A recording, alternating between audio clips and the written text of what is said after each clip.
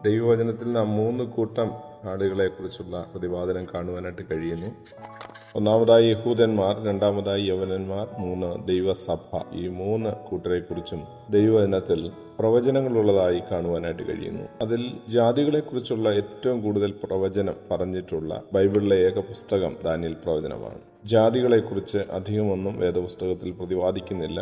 എന്നാൽ ദാനിയേൽ പ്രവചനത്തിൽ ജാതികളെ സംബന്ധിച്ചുള്ള പ്രവചനം നമുക്ക് കാണുവാനായിട്ട് കഴിയുന്നു.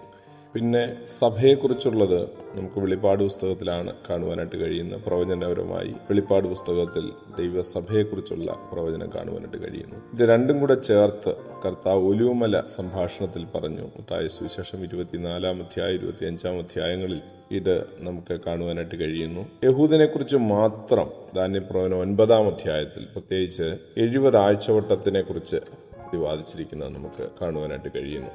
ഇവിടെ നെബൂഖദ്നേസർ രാജാവ് ലോകം മുഴുവൻ ഭരിക്കുന്ന ഒരു രാജാവായി അല്ലെങ്കിൽ ഒരു മൊണാർക്കായി വന്നതായി, ഒരു സാമ്രാട്ടായി വന്നതായിട്ട് നമുക്ക് കാണുവാൻ കഴിയുന്നു.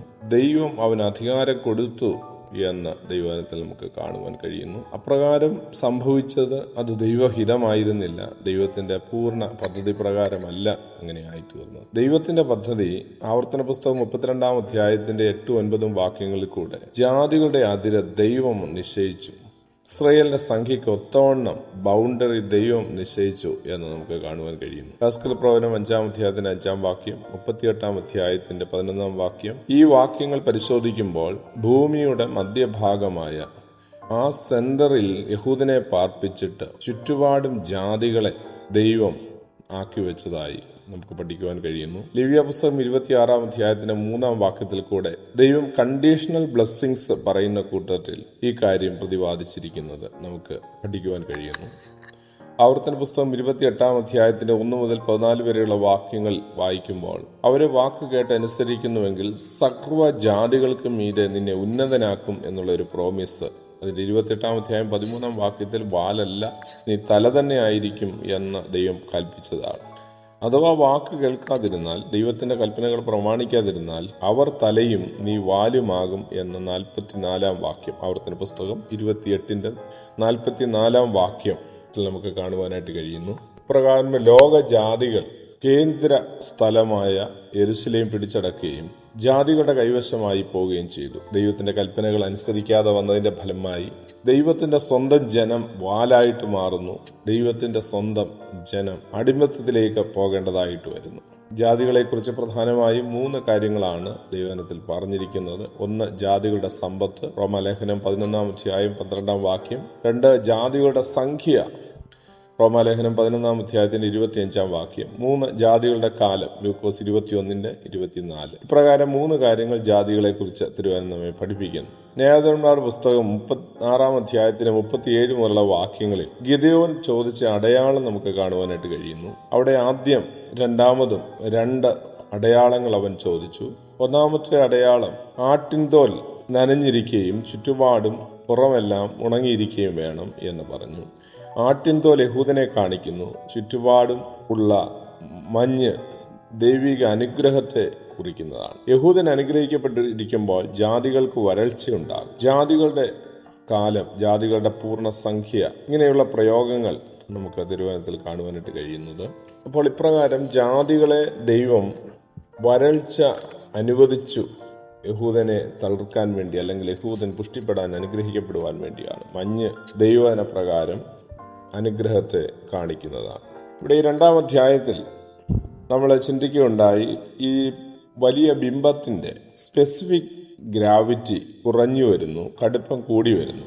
ജാതികളുടെ ഭരണത്തിന്റെ അവസാനം കളിമണ്ണായിരിക്കുന്നതിനാൽ അത് നിലനിൽക്കുകയില്ല. കാരണം അതിന്റെ ഉറപ്പ് കുറഞ്ഞു പോവുകയാണ്. തിരിച്ചായിരുന്നെങ്കിൽ കളിമണ്ണിൽ തുടങ്ങി ഇരുമ്പ്, അതുപോലെ തന്നെ താമ്രം, അതുപോലെ വെള്ളി, സ്വർണം, ഈ വിധത്തിലായിരുന്നു എങ്കിൽ നിലനിന്നേനെ. എന്നാൽ നേരെ തിരിച്ചാണ് നമ്മൾ കാണുന്നത്. ഈ ദർശനം തന്നെ ഏകദേശം 50-60 വർഷങ്ങൾക്ക് ശേഷം ദൈവം ദാനിയേലിനെ വീണ്ടും വെളിപ്പെടുത്തി കൊടുക്കുന്നതാണ് നമ്മൾ ദാനിയേൽ പ്രവചനം 7-ാം അധ്യായത്തിൽ പഠിക്കുവാനായിട്ട് കഴിയുന്നു. നമ്മൾ മുമ്പേ ചിന്തിച്ചു, നെബൂഖദ്നേസർ കണ്ടപ്പോൾ എക്സലന്റായി, ബ്രൈറ്റായിട്ട് ഒക്കെ കണ്ട അതേ കാര്യങ്ങൾ തന്നെ 4 സാമ്രാജ്യങ്ങളെക്കുറിച്ച്, ലോക സാമ്രാജ്യങ്ങളെക്കുറിച്ച് ദാനിയേൽ കാണുമ്പോൾ ഘോര മൃഗങ്ങളായി കാണുവാനായിട്ട് കഴിയും. മഹാസമുദ്രത്തിൽ നിന്ന് കയറി വരുന്ന ഘോര മൃഗങ്ങൾ, 7-ാം അധ്യായത്തിന്റെ 17-ാം വാക്യത്തിൽ 4 മൃഗങ്ങൾ ഉണ്ടാകാനിരിക്കുന്ന രാജാക്കന്മാരാണ് എന്ന് പറഞ്ഞിരിക്കുന്നു. 2-ാമത്തെ അധ്യായത്തിൽ ജാതീയ രാജാവായ നെബൂഖദ്നേസറിന് ഇത് വിവരിച്ചു കൊടുത്തത്, ഇതിന്റെ അർത്ഥം പറഞ്ഞു കൊടുത്തത് ദാനിയേലാണ് എന്ന് നമുക്ക് കാണുവാനായിട്ട് കഴിയും. 2-ാം അധ്യായത്തിൽ നെബൂഖദ്നേസർ രാജാവിന് ദൈവദാസൻ വ്യാഖ്യാനിച്ചു കൊടുത്തു. കണ്ട സ്വപ്നവും അതിന്റെ വ്യാഖ്യാനവും എല്ലാം ദൈവദാസനാണ് വ്യാഖ്യാനിച്ചു കൊടുത്തത്. എന്നാൽ 7-ാം അധ്യായത്തിൽ ദാനിയേൽ കണ്ട ദർശനം ദൈവത്തിന്റെ ദൂതനാണ് അവന് വ്യാഖ്യാനിച്ചു കൊടുക്കുന്നത്. അപ്പോൾ ഞാൻ മുമ്പേ ഓർമ്മിപ്പിച്ചതുപോലെ തന്നെ രക്ഷിക്കപ്പെട്ട ആള് കാണുന്നതും രക്ഷിക്കപ്പെടാത്ത ആളുകൾ കാണുന്നതും തമ്മിൽ വലിയ വ്യത്യാസമുള്ളതായി കാണുവാനായിട്ട് കഴിയും. മൃഗങ്ങളായിട്ടാണ് ദാനിയേൽ കണ്ടത്. അതിനെ സംബന്ധിച്ചിടത്തോളം അതിന് ഭക്ഷിക്കണം, മറ്റുള്ളവരെ തകർക്കണം, ശേഷിപ്പിച്ചതിനെ ചവിട്ടി മെതിച്ച് കളയണം. മൃഗങ്ങളെ സംബന്ധിച്ചിടത്തോളം അതിന്റെ തൃപ്തിയാണ്, മറ്റുള്ളതിനെ കുറിച്ചുള്ള വിചാരം അതിനില്ല എന്ന് നമുക്ക് കാണുവാനായിട്ട് കഴിയുന്നു. അപ്പോൾ അപ്രകാരം ദാനിയേൽ കാണുന്ന ഈ 4 മഹാമൃഗങ്ങൾ ആകാശത്തിന്റെ 4 കാറ്റടിപ്പിച്ചപ്പോൾ എന്നാണ് 7-ാം അധ്യായത്തിന്റെ 2-ാം വാക്യത്തിൽ കാണുന്നത്. അപ്രകാരം ലോക സാമ്രാജ്യ ശക്തികൾ 4 മഹാമൃഗങ്ങളായി ദൈവം നെബൂഖദ്നേസർ രാജാവിനെ കാണിച്ചു. 7-ാം അധ്യായം നമ്മൾ ചിന്തിക്കുമ്പോൾ അതിനെക്കുറിച്ച് വിശദമായിട്ട് ചിന്തിക്കാം. ഇവിടെ